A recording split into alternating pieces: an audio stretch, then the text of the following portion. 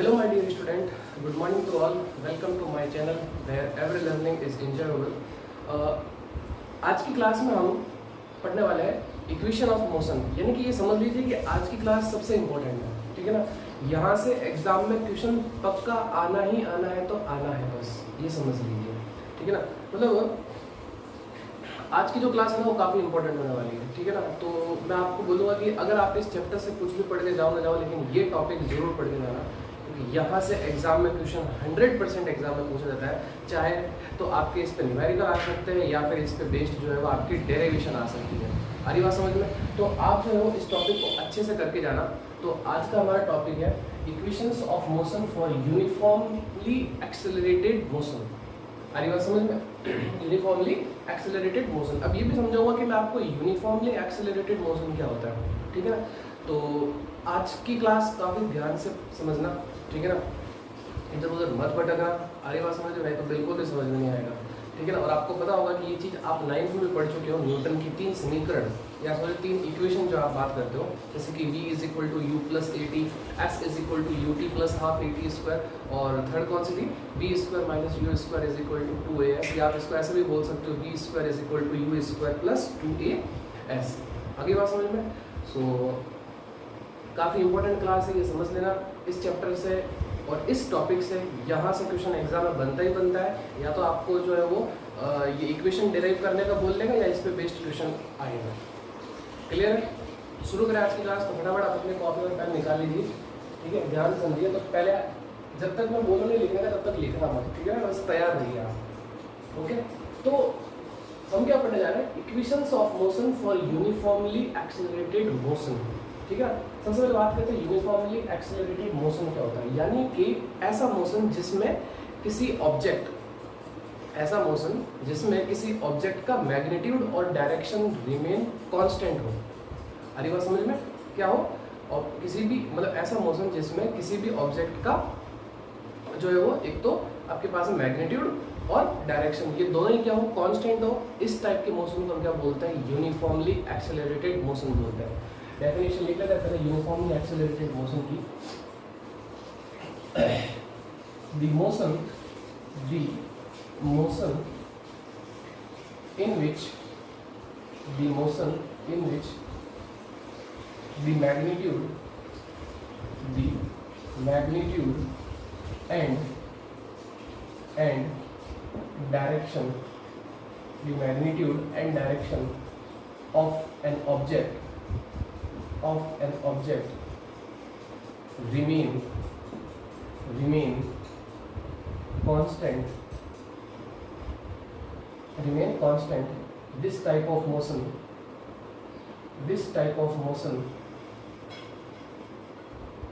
is called uniformly accelerated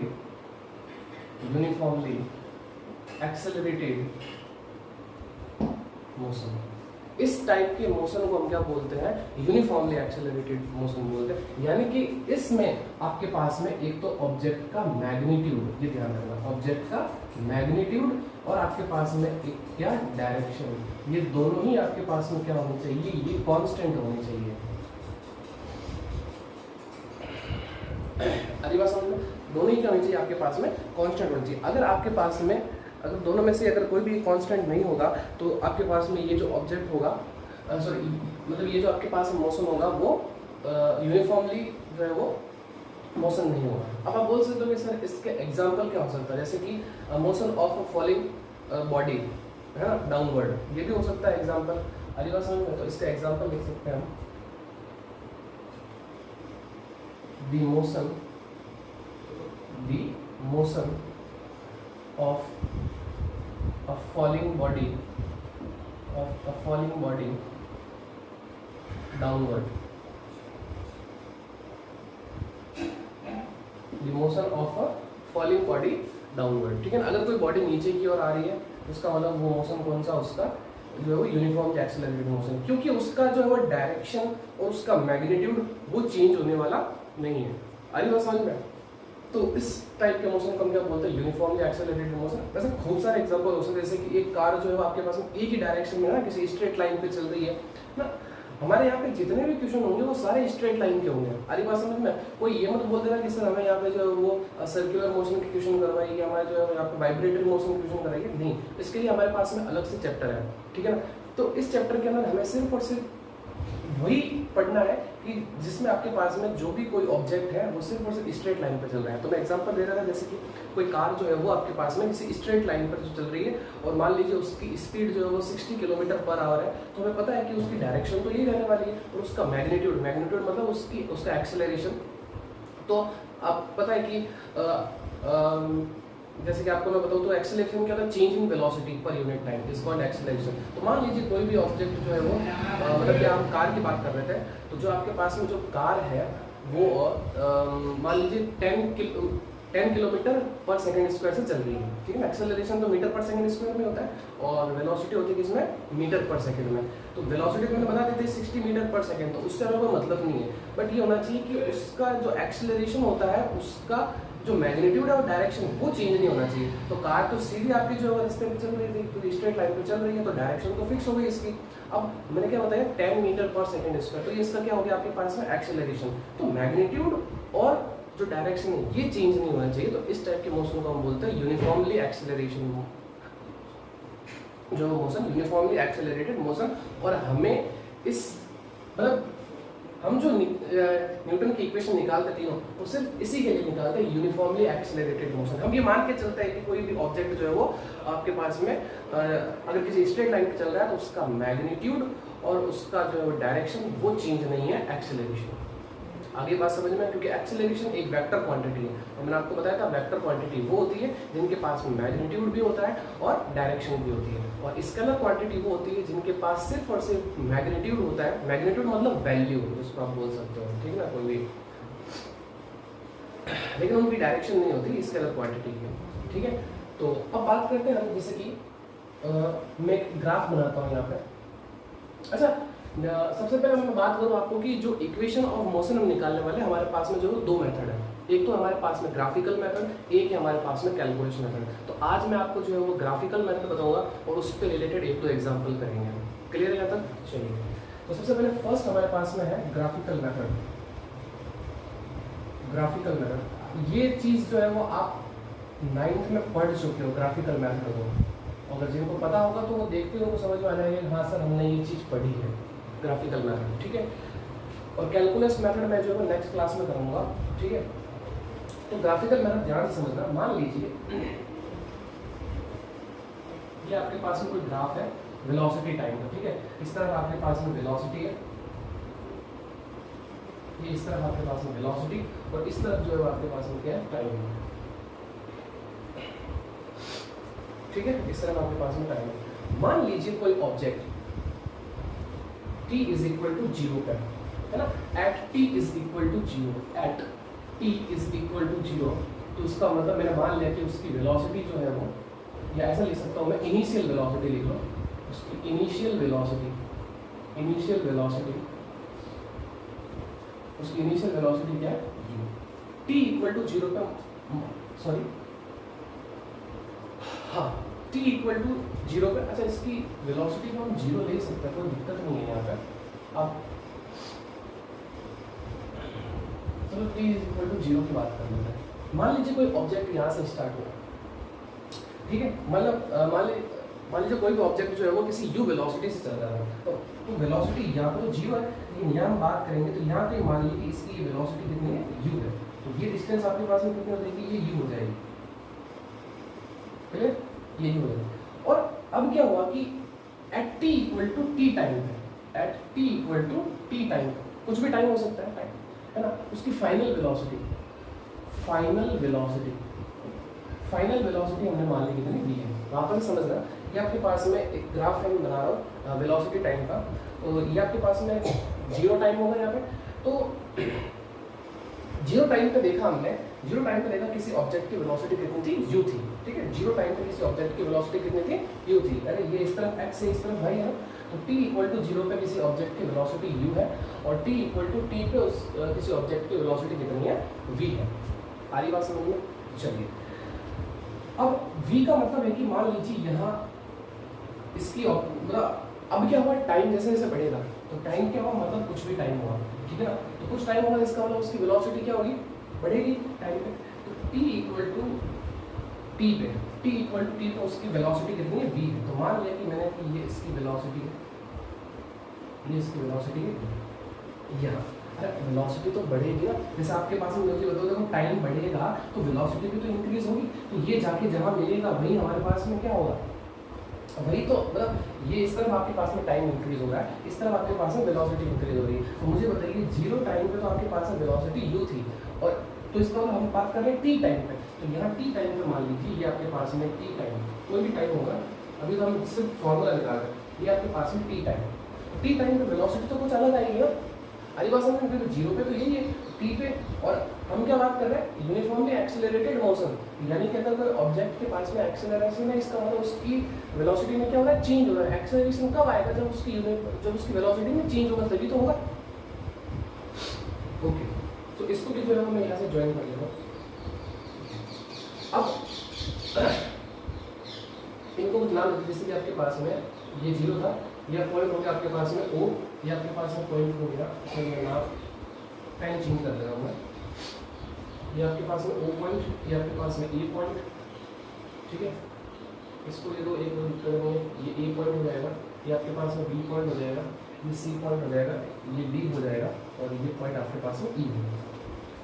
अरे बात समझ में, वापस से समझ लीजिए इस चीज़ को, ये आपके पास में ग्राफ है, ठीक है, वेलोसिटी टाइम का t इक्वल टू जीरो पे मान लिया, उसकी वेलोसिटी u थी, अब क्या होगी, उसकी वेलोसिटी बढ़ेगी, टाइम बढ़ेगा तो वेलोसिटी भी बढ़ेगी, तो मान लिया t इक्वल टू टी पे वेलोसिटी, उसकी जो वेलोसिटी है वो कितनी है, v है, क्लियर। अच्छा, अब मैं आपसे पूछूं कि ये डिस्टेंस आपके पास में v है, ये पूरी डिस्टेंस आपके पास में, सॉरी ये डिस्टेंस आपके पास में कितनी है, u है, और ये पूरी डिस्टेंस आपके पास में कितनी है, v है। अगर आपसे पूछूं कि बताओ ये कितनी होगी, आपका आंसर होगा सर कि v में से ये u को माइनस कर दीजिए, आपके पास में ये आ जाएगा। तो ये जो होगा आपके पास में, ये जो होगी वो ये कितना होगा आपके पास में, v माइनस u होगा, बोलो सही है। और ये एंगल मैंने मान लिया, ये एंगल मैंने मान लिया कितना है, थीटा है, बोलो क्लियर है यहाँ तक, आई बात समझ में। चलिए, अब मैं आप बात करता हूँ इस फिगर की ज्योमेट्री से, आगे बात समझ में, from the geometry of figure, from the geometry of figure. मुझे एक चीज बताइए, ध्यान रखना, यहाँ से लेके यहाँ तक ये p है, तो यहाँ से लेके यहाँ तक ये भी p ही तो होगी। अच्छा, ये एक एंगल है थीटा, आपको देखो इस ट्राइंगल के अंदर, in triangle B C D, इस ट्राइंगल में, इस ट्राइंगल बी सी और डी, बी सी डी के अंदर आप मुझे बताओ, आपको क्या पता है, ये चीज़ पता है और ये चीज़ पता है, तो थीटा के सामने वाली साइड क्या होती है, परपेंडिकुलर, और 90 डिग्री के सामने वाली क्या होती है, हाइपोटेनस, तो पीछे बची क्या, बेस। तो इसका मतलब हम बोल सकते हैं कि परपेंडिकुलर और बेस वो किसके अंदर आता है, वो tan थीटा में आता है। तो इसका मतलब मैं बोल सकता हूँ कि tan theta is equal to v minus u, बोलो सही है। tan theta is equal to, या ऐसे भी लिख सकते हैं C D upon B C, लिख सकते हैं C D upon B C, हम इसको लिख सकते हैं, बोलिए, क्योंकि परपेंडिकुलर अपॉन बेस, तो C D upon B C. अब मुझे बताओ सी डी किसके बराबर है, v माइनस यू के बराबर है। सो आपके पास में tan theta is equal to क्या हो जाएगा, v minus U upon T, बोलो सही। देख लीजिए, ये बी सी ये किसके बराबर है, t के बराबर है, क्योंकि यहाँ से यहाँ तक की डिस्टेंस कितनी है, t तो है। अब ध्यान समझना, जिनको समझ में आ गया होगा, ऊपर लिखा हुआ है चेंज इन वेलोसिटी, नीचे लिखा हुआ है टाइम, तो मुझे बताओ क्या ये एक्सेलरेशन हुआ कि नहीं हुआ, ध्यान से समझना इसको, क्या ये एक्सेलरेशन हुआ या नहीं हुआ, मुझे तो ये बताओ। चेंज इन वेलोसिटी, इसलिए tan थीटा इक्वल टू ये दे रखा है, बिल्कुल सही है, तो मैं बोल रहा हूँ कि ये एक्सेलरेशन ही है, क्योंकि change in velocity upon time क्या होता है, एक्सेलरेशन होता है। तो इसका मतलब मैं यहाँ पे लिख सकता हूँ, एक्सेलरेशन लिख सकता हूँ, और v minus U upon T लिख सकता हूँ, बोलो सही है। आ रही बात समझ में, सब कुछ क्लियर है। चलिए, अब हम क्या करेंगे, इस t को इस तरफ शिफ्ट कर दो, आपके पास में क्या आ जाएगा, देखो ये v minus U is equal to 18 जाएगा, बोलो क्लियर है। क्या हो जाएगा, v minus U is equal to 80 हो जाएगा, v minus U equal to 80। इस u को आप जो उधर शिफ्ट कर लीजिए, सो v इज इक्वल टू आपके पास में क्या निकल के आ गया, u प्लस 80, और यही है आपके पास में इक्वेशन ऑफ मोशन की फर्स्ट इक्वेशन। आ रही बात समझ में? मोशन की फर्स्ट इक्वेशन यही है, v is equal to U plus 80। आपको भी पता है, हमें भी पता है, पूरी दुनिया को पता है, लेकिन कैसे आया वो ये चीज़ है आपके पास में। आ रही बात समझ में? क्लियर है यहाँ पे? चलिए, अगर आप पहले तो आप जो है वो इसको नोट कर लीजिए, ठीक है ना। वीडियो को पॉज करिए आराम से, फिर जो है वो आप इसको नोट करिए, ठीक है। चलिए ओके, अब अगर आपने नोट कर लिया तो हम अब आगे बढ़ते हैं। हम सेकंड और थर्ड इक्वेशन भी जो है वो डिराइव करते हैं, क्लियर है यहाँ पर? चलिए इसको मैं जो है वो रिलीज कर देता हूँ।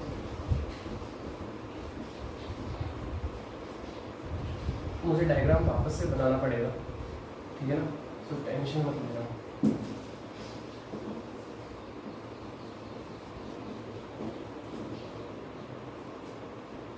चलिए एक बार डायग्राम को मैं वापस बना लेता हूँ।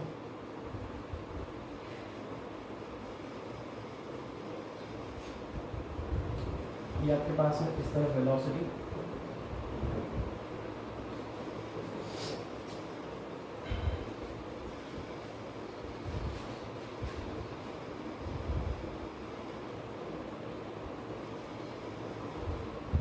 ये टाइम t, ये एंगल थीटा, ये v माइनस यू हो चुका है आपके पास में, और ये o, ये e हो गया, ये b, ये c, ये d और ये e, और यहाँ पे आपके पास में क्या है, ये वेलोसिटी, और इस तरफ आपके पास में ये टाइम, ठीक है। तो यहाँ से यहाँ तक कि ये u हो गई, फिर ये v हो गई, और ये चाहिए हमें, तो इसका मतलब इस पूरे v में से u को माइनस कर देगा, हमारे पास में v माइनस u आ जाएगा। क्लियर? अब हमें क्या कैलकुलेट करना है? अब हमें कैलकुलेट करना है न्यूटन की सेकंड इक्वेशन, ठीक है। इक्वेशन ऑफ मोशन की कौन सी? Second equation. तो ध्यान से सुनिए, यहाँ जो आपके पास में जो डिस्प्लेसमेंट होगा, क्योंकि वेलोसिटी तो आ गई हमारे पास में, ठीक, और वेलोसिटी क्या होता है? चेंज इन डिस्प्लेसमेंट अपॉन, या सिंपल सा सी बात है, डिस्प्लेसमेंट अपॉन टाइम क्या होता है बताइए? डिस्प्लेसमेंट अपॉन टाइम क्या होता है? वेलोसिटी होता है। तो इसका मतलब यहाँ अगर मैं बात करूँ डिस्प्लेसमेंट आप कैसे कैलकुलेट करोगे? डिस्प्लेसमेंट का मतलब होता है, डिस्प्लेसमेंट बता रखा है ना मैंने आपको, ठीक है, यानी कि shortest distance between initial and final position. अरे बात समझ, यानी कि हमें क्या चाहिए? हमें क्या चाहिए? ध्यान से देखना, मुझे ये डिस्टेंस यहाँ से लेके यहाँ तक की ये डिस्टेंस चाहिए, कितनी होगी ये डिस्टेंस? अरे बात समझ, क्योंकि ऑब्जेक्ट यहाँ से स्टार्ट हुआ और यहाँ तक गया। अरे बात समझ में? तो हमें क्या करना है? हमें जो है वो इसकी शॉर्टेस्ट डिस्टेंस निकालनी है। तो मुझे ये बताइए, अगर मैं इस ग्राफ से अगर मैं इसका एरिया ये निकाल लेता हूँ, अगर ये एरिया अगर मैं निकाल लूँ पूरा टोटल, तो इसका मतलब मेरे पास में क्या जाएगा? डिस्प्लेसमेंट आ जाएगा। तो यानी कि यहाँ पे आपके पास में जो डिस्प्लेसमेंट होगा, मैं लिख लेता हूँ मैं, डिस्प्लेसमेंट, जो डिस्प्लेसमेंट होगा वो क्या होगा आपके पास में? Area of O A, area of O A B O A, ऐसा लिख लो, कोई दिक्कत नहीं है, O B D C A, O B D C A, यानी कि इसका एरिया क्या होगा आपको ये बताना है, ठीक है ना। डिस्प्लेसमेंट इक्वल टू क्या जाएगा? Area of O B D C A. Okay, अब मुझे एक चीज़ बताइए, ये जो टोटल एरिया है ये 2 पार्ट में डिवाइड हो रहा है। एक तो आपको ये रेक्टेंगल दिख रहा होगा, और एक आपको पास, और एक आपको जो है वो ये ट्राइंगल दिख रहा होगा। क्योंकि डायरेक्टली आप ऐसा फाइंड नहीं कर सकते, क्योंकि आपको ये जो है वो, अच्छा आप ऐसे भी कैलकुलेट कर सकते हो, क्योंकि ये एक ट्रेपेजियम है। अरे बात, ट्रेपेजियम में क्या होता है आपको पता है कि 2 साइड जो है वो पैरेलल चलती है, बाकी जो है वो आपके पास में अलग हो, उससे कोई मतलब नहीं होता है। लेकिन हम क्या करेंगे, इसको एक ट्राइंगल और आपके जो है वो एक रेक्टेंगल में हम इसको जो है वो ब्रेक कर देंगे। तो डिस्प्लेसमेंट को हम किससे लिखते हैं? यहाँ पे एस से लिखते हैं, ध्यान रखना। डिस्प्लेसमेंट को हम किससे लिखते हैं? एस से लिखते हैं। Area of O B C D है, इसको मैं तोड़ देता हूँ, इसको ऐसे लिख देता हूँ, area of rectangle, area of, इसको ऐसे लिख देता हूँ, area of rectangle, area of rectangle O B C A, O B C A plus area of triangle B C D, area of triangle B C D. Clear है यहाँ तक? ये चीज हमने लिखी। नाउ अब हम बात करते हैं कि एरिया ऑफ रेक्टेंगल, रेक्टेंगल का एरिया क्या होता है? Length into breadth. मुझे बताओ, ये आपके पास में रेक्टेंगल है, ये इसकी लेंथ मान लो, ये इसकी ब्रेड्थ मान लो, तो लेंथ कितनी हो गई इसकी, या इसको ये लेंथ मान लो, इसको ब्रेड्थ मान लो, कोई फर्क नहीं पड़ता, यानी कि u इंटू टी, सीधी सी बात है, ठीक है ना। तो इसका मतलब आपके पास में s इज इक्वल टू क्या निकल के आएगा, u इंटू टी प्लस, अब आपको क्या चाहिए, area of B C B, यानी कि ये एरिया चाहिए, ये एरिया चाहिए, बोलो समझ में आ रहा है, क्लियर है तक, ओके। मुझे बताओ एरिया अगर आपको चाहिए तो एरिया क्या हो जाएगा आपके पास में, हाफ बेस इंटू हाइट, ये होता है ट्राइंगल का एरिया, तो हो जाएगा आपके पास में हाफ इंटू बेस, आपके पास में ये है, तो ये कितना है टी। अब मुझे बताओ ये आपके पास में क्या है, इसकी हाइट है, हाइट कितनी है आपके पास में यहाँ पे v माइनस यू, बोलो क्लियर है यहाँ पर, आरी बात समझ में, यानी कि s is equal to U T plus, ये तो हो गया आपके पास में u इंटू टी प्लस, ये आपके पास में एरिया ऑफ ट्राइंगल क्या हो गया, हाफ बेस इंटू हाइट। चलिए तो s इज इक्वल टू आपके पास में यू टी प्लस हाफ। अब देखो यहाँ पे मैं जो है वो एक काम करता हूँ, ये आपके पास में t हो गया, ये आपके पास में v माइनस यू हो गया, यहाँ जो है ना वो मैं एक काम करता हूँ, यहाँ मैं t से मल्टीप्लाई और डिवाइड करता हूँ। अभी आपको पता चल जाएगा मैंने ऐसा क्यों किया, ऐसा मैंने क्यों किया, क्योंकि आपको पता है कि न्यूटन की सेकंड इक्वेशन क्या है, s is equal to U T plus half A T square, clear. T square तो मतलब हमारे पास यहाँ बन रही ना, और ए भी नहीं बन रहा, तो मैंने क्या किया यहाँ पे, इसको जो है टी से मल्टीप्लाई और टी से डिवाइड किया। मुझे ये चीज़ बताइए ये क्या है, v minus U upon T. अभी हमें थोड़ी देर पहले क्या था, v minus U upon T acceleration होता है, change in velocity per unit time, और ये t और ये t मिलके क्या हो जाएगा आपके पास में टी स्क्वायर हो जाएगा। तो इसका मतलब यहाँ से आपके पास में ये s इज इक्वल टू क्या हो जाएगा, you T plus half A T square, बोलो सही है। आई होप आपको चीज़ें समझ में आ रही होगी, क्लियर है। अब हम क्या करते हैं, थर्ड इक्वेशन, अब हम किसको लेके चलते हैं, अब हम जो है थर्ड इक्वेशन को लेके चलते हैं कि न्यूटन की तीसरी इक्वेशन क्या है। ये हमने सेकंड इक्वेशन निकाल ली, अब हम थर्ड इक्वेशन की बात करते हैं, ओके। चलिए अब एक चीज़ वापस से, हमें पता है थर्ड इक्वेशन निकालने के लिए कि आपके पास में अगर मैं बात करूँ कि हम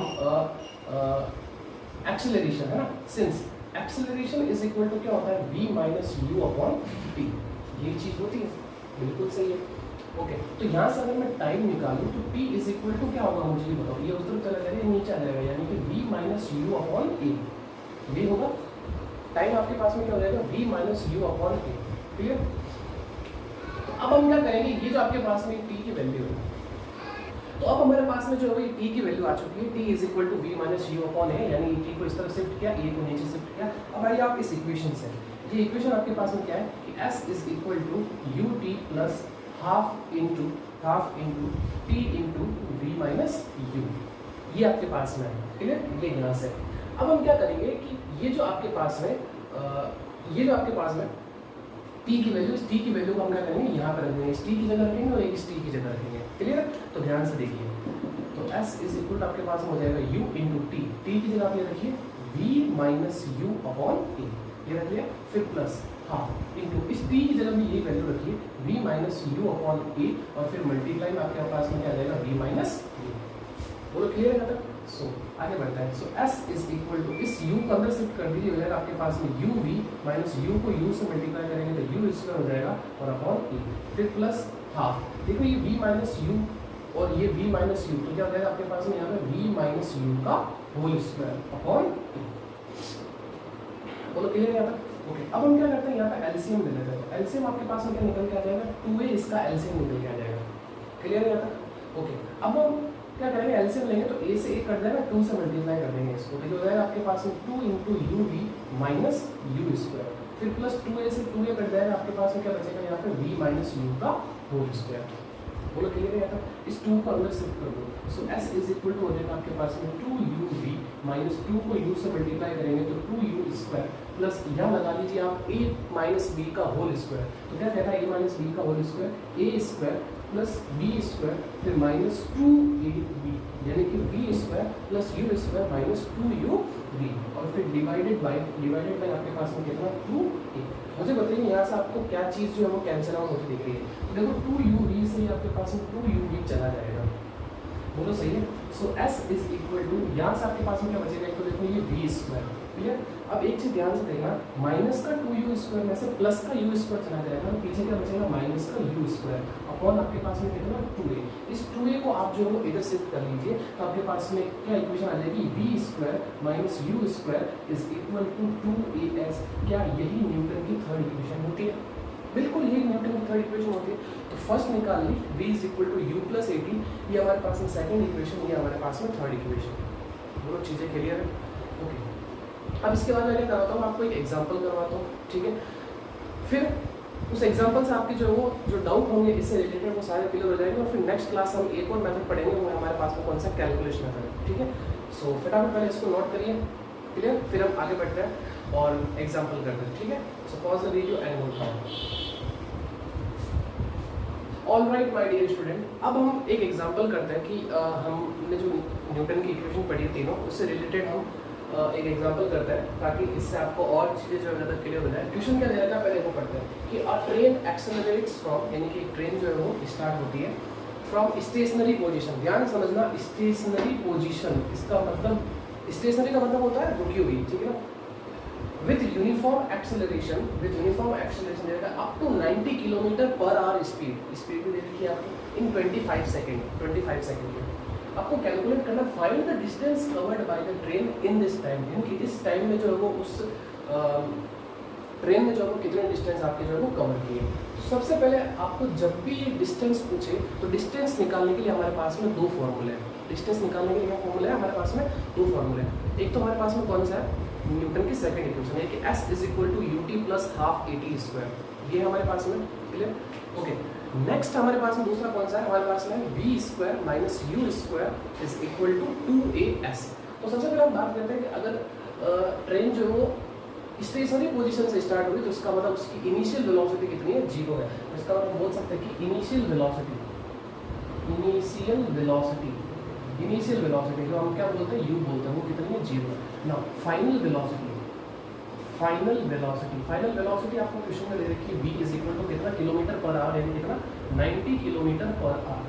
अब एक चीज़ ध्यान रखना, आपको टाइम दे रखा है किसमें, सेकंड में दे रखा है, और आपको इसकी यूनिट दे रखी है किसमें, किलोमीटर पर आवर में। तो हम क्या करेंगे, इसकी यूनिट को चेंज करेंगे, हम इसको जो है वो SI में लिख के आएंगे, क्योंकि हमें पता है कि हम किलोमीटर का एक डिस्टेंस है, और हम SI में जो है वो डिस्टेंस को किससे लिखता है, SI सिस्टम में किसमें लिखता है, मीटर में लिखता है, और आवर टाइम को हम सेकंड में लेते हैं, क्योंकि यहाँ टाइम सेकंड में ले रखा है, तो यहाँ पे भी हमें टाइम को सेकंड में करना पड़ेगा। तो मुझे ये बताओ, इसको चेंज करने के लिए, किलोमीटर को मीटर में बदलने के लिए मुझे क्या करना पड़ेगा, 1000 से मल्टीप्लाई करना पड़ेगा, और 1 आवर को सेकंड बदलने के लिए मुझे कितना, 3600 से मल्टीप्लाई करना पड़ेगा। तो आपके पास में किसमें आ जाएगा, ये मीटर पर सेकंड में आ जाएगा। ये अगर आपको एक चीज़ ये भी बताओ कि हम जब भी किलोमीटर पर आवर से मीटर पर सेकंड में जाता है तो हम 5/18 से मल्टीप्लाई करते हैं, ये करता है वही चीज़ है। तो ये 2 0 से 2 0 कट जाएगा, ये 5 टाइम्स कट जाएगा, ये आपके पास में 18 टाइम्स कट जाएगा 2 से, तो वही करता है 5/18 से मल्टीप्लाई करता है, कोई दिक्कत नहीं है। तो यहाँ से देखो 2 0 से 2 0 हटा, मतलब जो आप यहाँ से हटा दो, ठीक है। मैं आपको बिल्कुल बेसिक से लेके चल रहा हूँ, ठीक है ना। मैं डायरेक्ट यहाँ पे 5/18 लिख सकता था, लेकिन जिनको नहीं पता है वो चीज़ें समझ लो, ठीक है ना। क्योंकि कई बार क्या होता है कि जब हम बाद में समझते हैं, बाद में पढ़ते हैं, तो हमें पता नहीं चलता कि 5/18 आया कहाँ से, क्लियर। सो किलोमीटर को मीटर में बदल दिया, हमें पता है कि 1 किलोमीटर इक्वल टू 1000 मीटर, और 1 आवर इक्वल टू आपके पास में कितना होता है, 3600, यानी 3600 सेकेंड होता है, क्लियर। इसको काट दो आप यहाँ से, ये 5 टाइम्स कट जाएगा, ये आपके पास में 18 टाइम्स कट जाएगा, क्लियर है। और ये आपके पास में 18 से 5 टाइम्स कर जाएगा, बोलो सही है। तो आपके पास में यहाँ से देखो क्या गया, 5 × 5, यानी कि v इज इक्वल टू आपके पास में कितना निकल जाएगा, 25 मीटर पर सेकेंड, ये आपके पास में, क्लियर। नाउ अब आपको क्या दे रखा है, t की वैल्यू दे रखी है, आपको t भी दे रखा है, t इज इक्वल टू कितना दे रखा है, क्वेश्चन के अंदर 25 सेकेंड दे रखा है, 25 सेकंड दे रखा है, क्लियर। अब हम लगाते हैं न्यूटन की सेकंड इक्वेशन, ठीक है। हम जानते हैं कि s इज इक्वल टू क्या होगा, ut प्लस हाफ at², बोलो क्लियर। जब भी आपको डिस्टेंस डिस्प्लेसमेंट निकालना हो, ये इक्वेशन लगाओ, आपको हेल्पफुल रहेगी। और एक न्यूटन की थर्ड इक्वेशन भी होती है, क्योंकि वहाँ पे भी s आता है, ठीक है, तो वो भी आप यूज कर सकते हो। ओके, ना अब हम बात करते हैं, देखो आपको एक चीज तो पता नहीं है यहाँ पे, वो क्या पता नहीं है, तो u हमें पता चल गया, u क्या है, t हमें पता चल गया 25 दे रखा है, हाफ तो कांस्टेंट है, a निकालना है हमें, तब ए कैसे निकलेगा, तो ध्यान से देखिए आप यहाँ पे ए कैसे निकलेगा।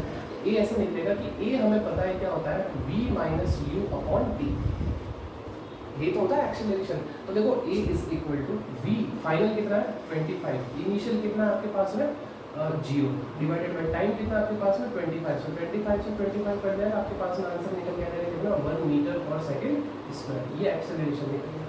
तो एक्सेलरेशन हम यहाँ पे रखेंगे, तो s is equal to u आपके पास में कितना है 0, टाइम कितना आपके पास में 25 प्लस हाफ एक्सेलरेशन आपके आगे कितना 1 और t यानी कितना 25 का होल स्क्वायर। बोल clear? Okay, so s is equal to ये तो 0 हो जाएगा, यहाँ से आपके पास में कितना रहेगा 625 यानी 25 का स्क्वायर कितना होता है 625 डिवाइडेड बाय आपके पास में 2, तो 2 से इसको डिवाइड कर देंगे, s इज इक्वल टू कितना रहेगा 3, फिर आपके पास में रहेगा 1 कितना आ गया आपके पास में, देखो ये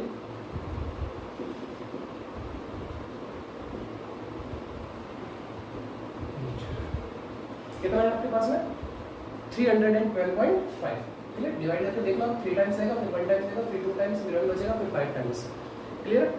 ओके, सो 312.5 मीटर जो है वो उसने डिस्टेंस कवर की, क्लियर है यहाँ पर? तो इस तरीके से जब हम क्वेश्चन करेंगे, अभी तो कुछ भी नहीं है, अभी तो कुछ भी नहीं है, समझिए। हम अगली क्लास में एक तो मैं आपको कैलकुलस मेथड बताऊंगा और उसमें खूब सारे जो है वो जितने भी हो सकेंगे मुझसे नेक्स्ट क्लास में न्यूमेरिकल करूँगा, और उसकी अगली क्लास में तो पूरा समझ लीजिए कि न्यूटन पे की तीनों इक्वेशन का बेस्ड को क्वेश्चन करेंगे, मोशन अंडर जो है ग्रेविटी भी करेंगे, उसके भी क्वेश्चन करेंगे, ठीक है ना? अभी तो हम बात कर रहे हैं स्ट्रेट लाइन पे वो चल रही है, अगर कोई बॉडी ऊपर फ्रीली फॉल कर रही होगी तो उसके लिए क्या चीज़ होगी, तो वो भी बात करेंगे। तो क्लास बहुत ही इंपॉर्टेंट होने वाली है अगली नेक्स्ट 2 क्लास है। तो न्यूटन की तीनों इक्वेशन बाय ग्राफिकल मेथड हमने समझ लिया है, उसके बाद में हम पढ़ेंगे कैलकुलस मेथड, ठीक है, जहाँ पर हम इंटीग्रेशन और डिफरेंशिएशन की हेल्प लेंगे, क्लियर है? ओके, तो आज की क्लास हम यहीं पे बाइंड अप करते हैं, मिलते हैं नेक्स्ट वीडियो में जिसमें हम कैलकुलस मेथड और कुछ न्यूमेरिकल करेंगे, ठीक है? तब तक अपना ध्यान रखिए, till then take care, good bye.